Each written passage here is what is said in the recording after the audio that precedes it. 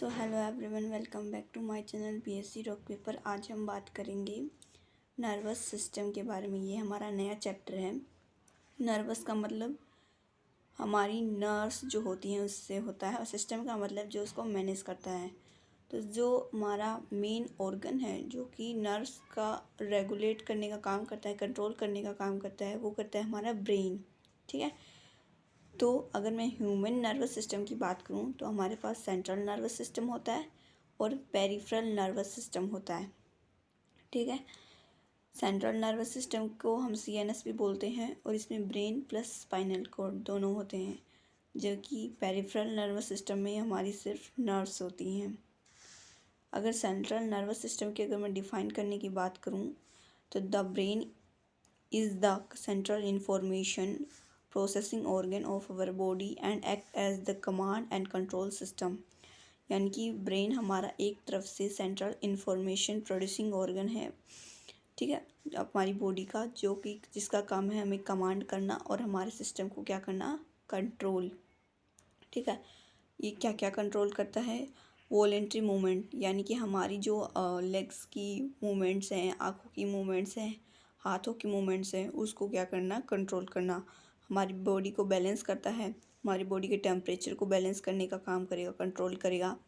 हमारी भूख को कंट्रोल करेगा। और जो हमारे थर्स्ट वगैरह है, हमारी जो प्यास वगैरह है, उसको भी क्या करता है, कंट्रोल करने का काम करता है। जो हमारे दिल की धड़कन होती है, यानी कि जो हार्ट से रिलेटेड होता है, उसको भी कंट्रोल करने का काम करेगा।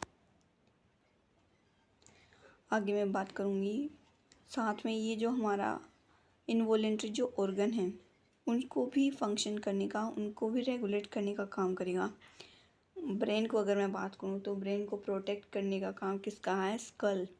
स्कल में हमारी हड्डियाँ होती हैं, टोटल होती हैं 22।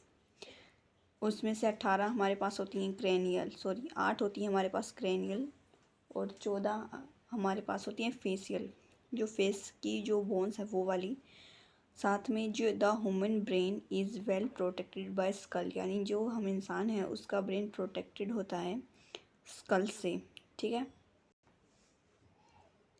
Inside the skull the brain is covered by cranial manganese consisting of an outer layer called dura mater, a very thin middle layer called, यानी कि हमारी स्कल के अंदर भी जो ब्रेन है वो बहुत सारी लेयर से कवर्ड होता है। जैसे कि जो आउटर लेयर है वो है क्रेनियल मैग्नीज।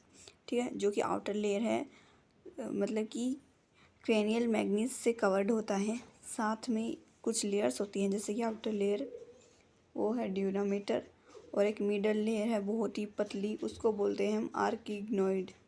ठीक है। और जो सबसे इनर की लेयर होती है उसको हम बोलते हैं, कांटेक्ट में होती है जो हमारे ब्रेन के साथ, उसको हम बोलते हैं पायोमीटर। ठीक है। जो मेल्स होते हैं उनके अंदर जो ब्रेन है उसका वेट होता है 1370 ग्राम, जबकि जो फीमेल है उसके अंदर जो ग्राम है वो ब्रेन का वो है 1300 ग्राम, यानी कि 1300 ग्राम। 2% is of body weight is consume 20% of oxygen, यानी कि जो हमारी बॉडी है, पूरा शरीर जो है उसका 2% सिर्फ 20% ऑक्सीजन को ही यूज़ कर पाता है। आगे हम बात करेंगे, human brain can be divided into major 3 parts. Human brain को हम 3 पार्ट्स में डिवाइड कर सकते हैं, fore brain, mid brain and hind brain. ठीक है। आगे हमारा फोर ब्रेन के भी बहुत सारे पार्ट होते हैं, जैसे कि सेरिब्रम, थैलेमस एंड हाइपोथैलेमस। जो मेन काम है ह्यूमन ब्रेन का, मेजर जो पार्ट है वो है हमारा सेरिब्रम। ठीक है। आगे हम बात करेंगे सेरिब्रम के बारे में। तो ये it is responsible for memory, जो भी हमारी मेमोरी है, यादें हैं, उसके लिए रिस्पॉन्सिबल होता है हमारा cerebrum. Cerebrum forms the major part of human brain. यही वाली लाइन मैंने ऊपर लिखी थी कि ये जो मेजर पार्ट होता है ह्यूमन ब्रेन का, it deep depth divides the cerebrum longitudinally into two halves which are termed as the left and right cerebral hemisphere। यानी कि जो हमारा ब्रेन है वो longitudinally टू हाफ्स में, जैसे कि ये है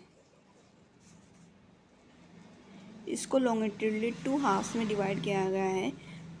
कौन कौन से हाफ में? Left half and right half, इसमें हेमिस्फेयर में डिवाइड किया गया है, left hemisphere and right hemisphere. ठीक है, एक क्लेफ्ट डिवाइड करती है दोनों पार्ट्स को।